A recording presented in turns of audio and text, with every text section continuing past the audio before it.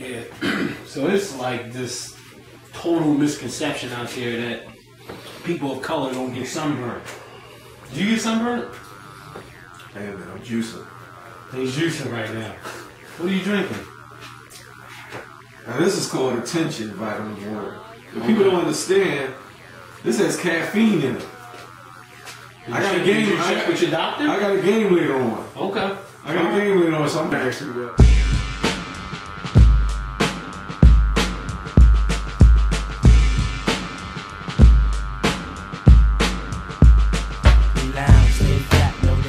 Welcome back to Guard Your Girl Boxing. Perfect segue. We're back. He's sleepy.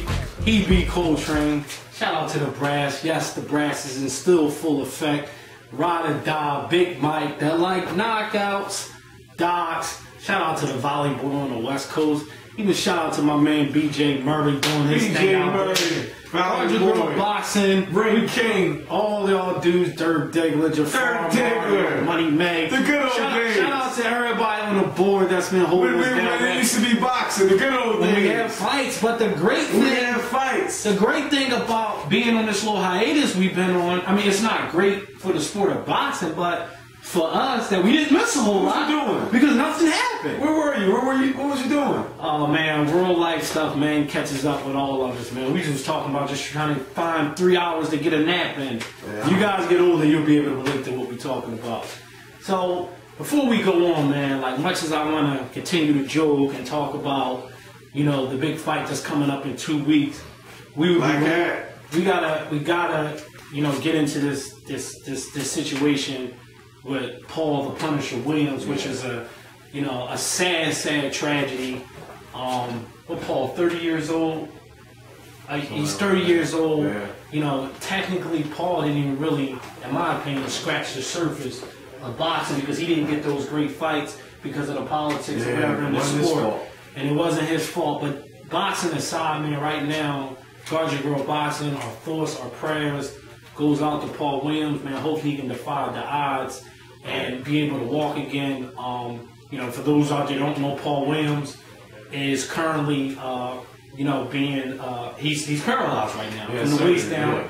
Yeah. He's paralyzed. He was in a serious motorcycle accident last week on his way to his brother's wedding, which is a tragic in itself. Such a joyful event to have something like that happen, but you know, our thoughts and prayers goes out to Paul, man. This is the part of boxing life that I don't even like to talk about. We never even met Paul, but right. Paul is like family because when we came out to shoot, that was like probably our first fight, or him and the Peterson brothers, that we felt like we kind of helped introduce to the world. 6'2", southpaw, 82 range, 100 pounds around. Yeah, I remember the whole breakdown we gave about Paul. And also, you know, in my opinion, I thought he could have been one of the greatest of all times, but he took that different route. I have a very close friend who's a paraplegic. Yep. Shout out to Bacardi Bruce. All I'm going to say, Paul, if you ever watch this, life ain't over. It ain't over, man. I still go to homecoming every year with my homie. Yep. We still get it in. We still do our thing, man. So, you know, if by chance you don't beat the odds, man, life's not over, man. That's a good point. Life's not over, man. And I think people do think that life is over, you know, us being from the hood, we know people that are paraplegic, whether it's from gunshot wounds or car accidents, you know, and people still living on, still involved in things. And from what I've been reading and some people I talked to, they said Paul seems to be in good spirits. He seems like that type of guy anyway. He seems like a cool dude. Yeah, he seems like a good, cool dude, but it's just crazy how, like, you know, one day you planning for a fight and then the next day you're being told you can't walk again, man. It's just deep, man. It's just one of those things, like Sleep said, it feel like, it technically is, because this is our sport.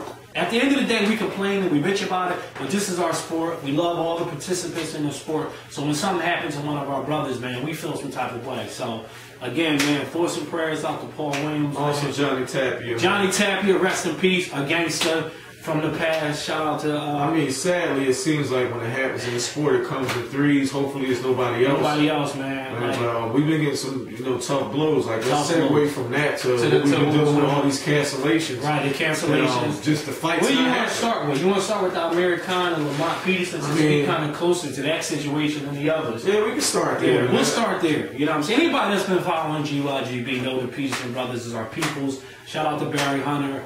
Lamont Peterson actually shot at him via text. He's in good spirits with this whole situation going on. He's waiting to, have his day in court, if you will, to give his side of the story. Right. But, the fight with him and Amir Khan was scratched because they found something in his system that shouldn't have been there. Should we say allegedly? Allegedly.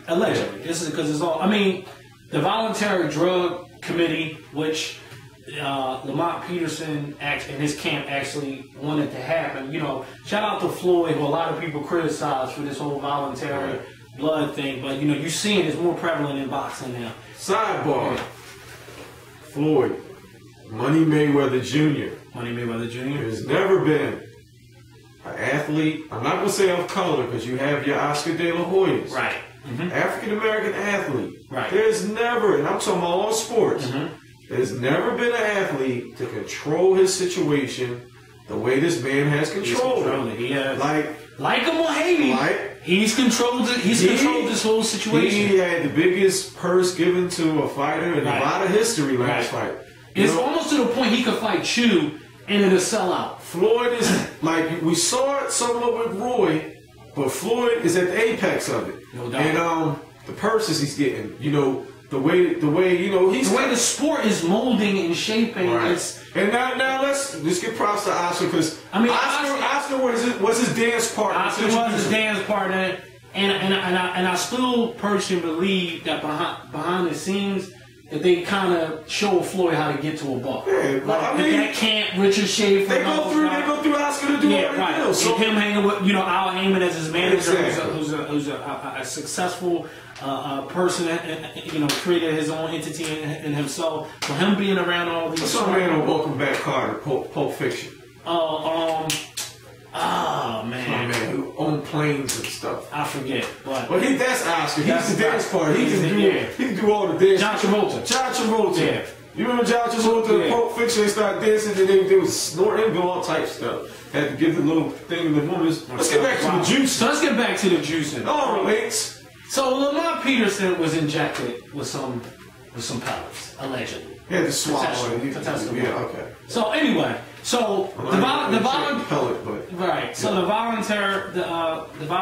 voluntarily drug test that he took, he came back. Now it's a lot of little different nuances with this whole situation, but the bottom line is that the commission wanted to be notified, as did Oscar De La Hoya. And rightfully so, because you got money tied up, you're dealing with people, lives and stuff in the ring with boxing. They felt as though, all right, you was taking that for whatever reason, that we should have been notified.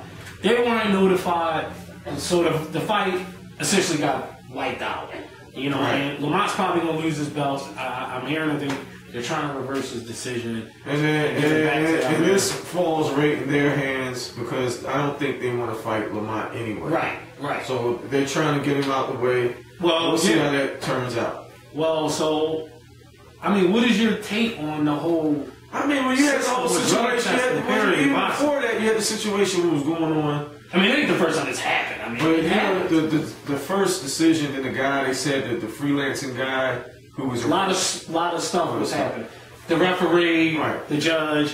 Because it's just like anything else. When you don't have a solid book of rules, then some rules can be bent to influence decisions. Some rules can be bent to surprise people. We still don't know what happened. So all we know is that the fight is off. It would have been a very exciting fight. That fight's going. We had another fight that ended with someone's bicep being torn. Now we have a similar situation. So you're trying to say, I'm having the side effects right now from this juice. So you're trying to say, I can only imagine. So the bicep being torn, you think that was... You ever drink a lot of coffee and then you got to go to the bathroom? But here, alright, so Berto versus... The producer knows what I'm talking about. You drink enough coffee, it's going to make you go to the bathroom. Berto, another guy that had came up with a hot urine, if you will. He had to get the Q-tip? Or whatever he got, On the streets, we say a dirty urine. That's how that's what we call it. He got caught with a dirty. Oh, so he got caught with a dirty. Basically, doxycycline. So he was taking some time. Look, we don't get into all the scientific stuff that he got caught with. The bottom line is it was a banned substance. So why are they doing STD testing during fights? I mean, I think that boxing, I think, like you said, I think the whole drug testing system always been depleted in boxing, the way it goes about. You should have, when you're dealing with athletes, especially with athletes. So you sleep with a lot of women during training and you get burned. You want to get caught testing the hot urine. Seriously, but so that fight got scratched. What was the Ice Cube song when you talk about that? I'm burning up. Burning up, right? Burning up, yeah. So anyway, so another peeing out razor blades, huh? Pissing out razor blades. You're right. Whoa. So guys, if you box, basically according to we advocate safe sex. If you box, you gotta wear a condom. Public announcement. No, period. We advocate safe sex. Safe sex, guys. Wear a condom. You know, the younger generation they test for STDs during fights. So alright, so what the hell is going on? The whole spring lineup. Didn't we lose another fight too? Well, that was one or two that we got. I mean, we lost the Paul fight because of the tragedy. Oh, yeah. You know, but that was in September. So all we had that we missed, which was a big fight that didn't, in my opinion, get enough buzz over here, and maybe because people knew Lucian Bute wasn't for real to begin with, was Lucian Bute. By the way, producer, that cannot be correct, what you just gave me. But we're getting a time check from our producer. Yeah, it's totally off. He must have had some of that juice. Lucian Bute, right, versus Carl Froch. Carl Froch, one of the coolest dudes in boxing. A personality. You always talk about personality. I love his personality, and you know. I just think that when unfortunately for these fighters, when they put them on these, overseas networks and they don't get a chance to showcase them, I think Carl Froch will be embraced by the American public. Because he got a swagger, he talks dirty to people. Well, I mean, he just seemed like a down-to-earth dude. He had enough headlines to catch like a fight like that was like a do-or-die fight. It's like MP3s, man. Like the music business, you can have a hot rapper, but nobody's buying it. HBO lost a lot of money. Yeah, nobody it back because we kind of didn't even know who Carl Froch was back when he fought Jermaine. I said he was from Nottingham, London, which exactly. So you don't even exist. He's actually one of my favorites now. Yeah. Because I love his growth as a fighter. Right. He has that will that you always talk about. I love his attitude, and I love his girl, the way she supports him in the ring. I just think when fighters got wills, it's hard to be broken. Like, he believes whoever he... I'm not all fighters kind of believe that, but we see fighters' wills get broken. I never saw his will get broken. Like, even when he fought Andre Ward, who's like probably one of the most complicated fighters beyond Floyd to fight. And he kept it 100. He kept it 100. He needs to learn. I respect. So we saw the learning curve. We saw the learning curve. So speaking of Andre Ward, he's fighting Chad Dawson. That'd be very interesting. That's going to be a good fight. But Chad Dawson, which one's the southpaw, Froch or Bute? Bute. Lucian Bute is a southpaw. Right. So what I saw earlier was the jab. You saw the jab and then shots to the body. Like, he was dropping guys with bodies, but they were essentially nobody. He hurt him with a very... And not to take nothing away from Lucian Bute, because I actually thought that he would give people problems. But it goes to show you, like, I remember Bernard said this, although he was wrong about Joe Calzaghe. He said, if you're in your neighborhood beating up the same people, you're gonna look good. But as soon as you step off the block, you're gonna look ordinary. And I think that's kind of what happened. You gotta remember, this Super 6 tournament, and people kind of like overlook. You gotta remember, this was the best fight in the best for 2 years. Right. So Lucian Bute, like you said, he had the learning code. He was seasoned for this. Lucian Bute wasn't. Carl Froch was. Like, that's who people kind of like just glossed over this. That tournament was serious business. And he was getting better fight by fight. He got better Even though he fought everybody. He took L's, but he fought everybody. And he got robbed against Kessler because he really beat Kessler. But he hit Bute with a short, like, what he basically roughed out. Bernard thinking right now. Yeah, he hit him. You know what Bernard thinking? Bernard might get a fight now. Right. You know, everybody always. Right. It's always because that's somebody they looked up to. That's it. But he kept movement, but then Froch kept movement. Bute was following him. Yeah. But once he closed the distance, he manhandled. Right. He manhandled. He didn't know how to deal with him. And he was dealing with someone with heavy hands. He was dealing with someone with heavy hands and always had a great gas tank. He had a great, and that's the key with that. Great gas tank. You got to box him. When he didn't go to the body the first time he had it hurt, I was like, I kind of wasn't really concerned because he has a crazy gas tank. Yeah, he has. Froch has always had one. It's the gas tank. It's the will. And Lucian Bute again. I think his will was broken Early, second round. That's what I'm saying. It's like, and we forget when he fought Andrade, the dude. Remember on Friday Night Fights, the 15-second count that he got. Remember the referee? Oh, yeah. So, you know, gave him that. He was not on his feet, so his chin was always shaky, but we never really saw it get tested again.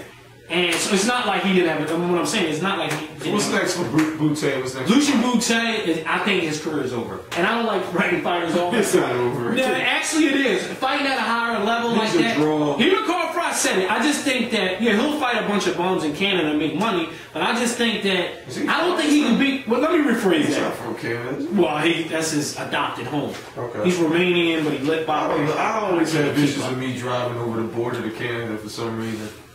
Toronto calls me. That Canada Kush. Shout out to Drake. Something about Toronto. Shout out to Drake. And free health care. But Drake got a southern accent. You don't even know what I'm paying for health insurance. you don't even know. Oh, man. No, I don't get free health insurance. But yeah. So Lucian Bute, like, I just think I don't think he'll be able to deal with the upper echelon guys. Like, I just don't think he can do it. To see a fighter will get broken that easy, that kind of bothers me. You being a world-class fighter like that, a champion, all right, so pound. Carl Froch got a lot of options. He got Andre Ward out there. He can move up to light heavyweight. He got Bernard. He could perhaps fight Bernard, you know, at home. Bernard will go over there now because he's desperate. Yeah. You know what I mean? It's fights. Yeah, he shouldn't move because he got a counselor fight. 70 is not solidified. 60 is not solidified. Right. So you can make a name at 68, but if everybody leave, then you got the Bernard situation. But that's a scary fight for anybody. That's a scary fight for anybody. So I think Bernard still looked shot. He just got beat by a matchup. Styles make matchup. It was always a problem. So let's get into this fight that's about to happen because we're going way over time. The open bar. Oh, the open bar fight? Yeah, this is the open bar fight. Yeah, nobody. So you're saying, me and I was talking to Sleep the other day, and he said this fight is like, he's like asking me, was any random, he said, was any random testing going on in the fight? I said, I don't think that company do random testing. No, you fight Pacquiao's open bar. He says an open bar. Whatever you want to drink is all good. Hey, brother. Y'all gotta, no. Y'all gotta admit, that's a good ass line right there. If you agree with it, you don't. That's a great line right there. I know you're gonna get a lot of hate for this one, but that's a great. You fight Pacquiao, you'll never hear about all these drug tests. That never comes up on 24/7. I want to know who the spiritual advisor is. Why does every 24/7 Pacquiao got a new person? Too much NBA on TV. I haven't watched the 24/7. Anybody out there, where did this spiritual advisor come from? You know Pacquiao, he's always been a religious cat, but he's, you know where I come from. When dudes is religious, they normally got court doing something they got no business doing. It's normally with the wife. So it's, of course. You heard what the wife said? Yes, there was problems. Yeah. So this just takes me to. Look at Red laughing. You know I'm right though, Red. This takes me to. When you go to the reverend, something happened at home. 2 years ago. 2 years ago. Uh-oh. You see, you got the black hat on. I was standing. I'm about to dig in, Carl Froch, get Lucian. Get back to the old tapes, rewind the tape. 2 years ago, I was staying in a hotel. I told you guys, I said the Floyd fight is going to continue to fall through, and for whatever reason, Timothy going to keep winning. He said the old man was going to see now that he would make the fight. The old man was going to make the fight. They actually put him as an undercard for him. They going to put him in. I told you, I said Tim's not on board. I said the first person that was going to beat Manny Pacquiao was Timothy Bradley. I told you that 2 years ago. At that time, nobody even thought the fight would happen. Because Tim was fighting. I didn't believe it would happen. Because he's told that now, Americana fight. Now the fight is happening, and as crazy as you think Manny Pacquiao is, he's in the ring with a psychopath. A complete psycho. Or is that an underground? Complete psycho. Come break this wall down. What's going on in this fight? Well, Tim touches the canvas early. He touches the canvas. So he's getting up off the canvas. Tim is going to touch the canvas within the first 3 rounds. But the problem is he's going to get up. He's going to get up even more angry than when he was raging into the ring. The man has a will reminiscent of Evander Holyfield that I don't think is sweet. I think you got to be just as crazy as he's dirty. Huh? He's dirty. Yeah, he's dirty. Yeah. He's dirty. He got dimensions. He can box. He can fight. He can punch aside. Yeah. Go ahead. He boxed Peterson. Yeah. The thing that's going to get Manny Pacquiao is this. It's going to be the jab, the head, the grab. But this is where the problem that Pacquiao never dealt with. Right off the break. His speed. He's faster than anybody that Pacquiao has ever. But he's rougher. Right off the break, to the body, pushing you to the rope. You say he got them things that you can't train. The intangible. Yeah, the intangible. And this is the key. We talked about spiritual advisors, being the governor or whatever he is. He's involved in like 50 million things. Timothy is willing to die in the ring. He said, you're going to have to carry me out on a stretcher. Name me one person that Pacquiao fought that actually cares about. Margarito did, but that's he didn't have the, he don't have the tools. This dude said, you got to carry me out on a stretcher. He said, I want to feel your pain. I want to go through it. I agree with everything you said. The intangibles, the rough and tough stuff, you know, the grabbing and the holding, you know, hitting off the break, the speed factor and all that. Pacquiao, you know, kind of going back to the old Pacquiao, totally coming straight forward, 6 straight, all that stuff. But here's the problem, Sleepy. Here's the problem. I don't care if this was one fight or not. I saw Timothy Bradley. Let me juice up for this one. I saw Timothy Bradley touch the canvas before. You know why? He's sloppy. He's wild. He comes straight forward. He throws a lot of these kind of punches. You know what these punches are? Wide punches. You know what wide punches open up for? Straight punches. Manny Pacquiao, sloppy and wild, he can get at times.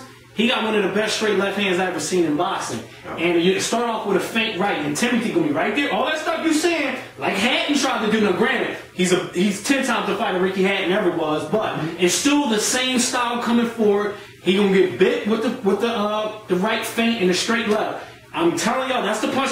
Remember that combination. I remember the other video that says that's the combination that's going. That's the sequence. I mean, that's going to put Bradley down on his ass. You don't beat Manny Pacquiao by following him around.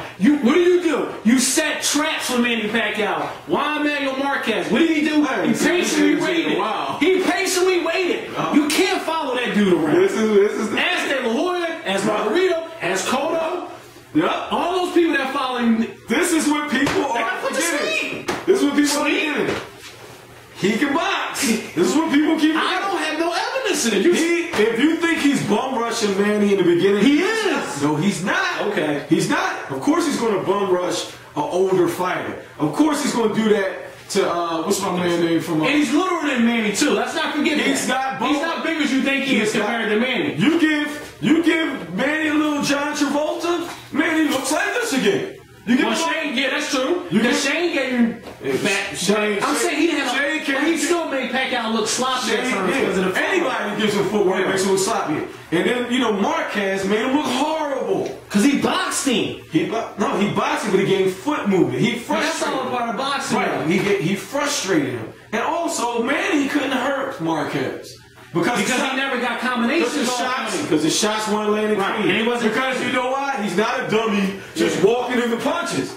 Timmy is not doing that. When I say the inside work, that's based on... how's he setting these punches up, though? This is what I got. I got him giving him movement, little tit-tat stuff, just trying to frustrate him. But when they do clinch, Bernard Hopkins comes into play. That's true. I give you that. I'm giving you that. He's going to get frustrated. For the first time in your life, you're going to see Manny Pacquiao tired.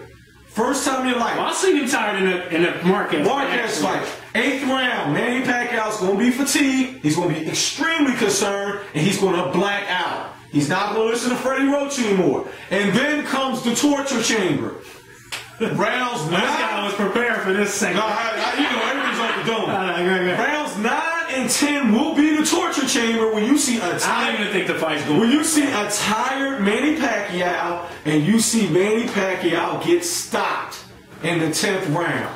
I got Manny... If it goes the distance, it don't matter what Timmy does, he's going to lose. Sleep plan sounds excellent, but unfortunately, they got to play this fight out in the ring. 10th round. And Bradley hasn't displayed none of those attributes. This footwork that he's talking about, Bradley is... everybody defers to what they are. It's a sober drunk theory, they call it. It's a sober drunk. You are who you... Like you said, you are who you are, player. Change, but that's the top layer. Bradley has a style that... It's one style that he knows. And you can hear it. No, you say... What do you do against Peterson? Yeah, but that's a different kind of situation. Yeah, he boxed Peterson. Peterson should walk him down. That's why he boxed. But Pacquiao, the angles and the speed... He never fought nobody with these angles and the velocity. I just look at Marquez as a guy that is like... That's why he's a top pound for pound fighter. Like, he displays a set of fundamentals stage left, stage right, clipping punches off his shoulder, setting his punches up, setting up hooks behind the jab. He's a fundamentalist. Does Pacquiao train? He don't train. I don't know what it. He is running kind. He is getting to that point of his career where he's being spread thin. But Bradley, that's style that Bradley has. He's too sloppy. Remember the first time Mike Tyson make mistakes against Manny Pacquiao. Remember the first time Tyson got hurt? It looked so weird. He was like this. When Pacquiao gets hurt, he's gonna look so awkward. But Bradley, his hair is gonna be flying. Sleep is making a mistake. He's looking at the juice bar. You're looking at the juice bar. You're looking at the hot waitress at the juice bar. Man. But not actually looking what's in the ingredients. Some good juice. Bradley is gonna look so much smaller. He's not gonna be as big as you think he is. Glucose in him. First of all, he's like 5'3". Pacquiao will look like Shaq next to him in the ring, which is unheard of. And they're coming in lighter. I get all that. Don't break this wall down. He's not going to be strong as you think he is to just throw him around. He's not that big of a guy. Pacquiao, I got Pacquiao stopping this wall down. I don't know when the round is going to happen. Come break this wall down. Come break the corner. Come break this wall down. For our sake, I hope Bradley don't win because then we got to deal with palm sprains for the rest. Pacquiao, it don't go past 8. Wild punches, straight punches beat wild punches all day long. Manny Pacquiao. That was like a throwback. Boxing.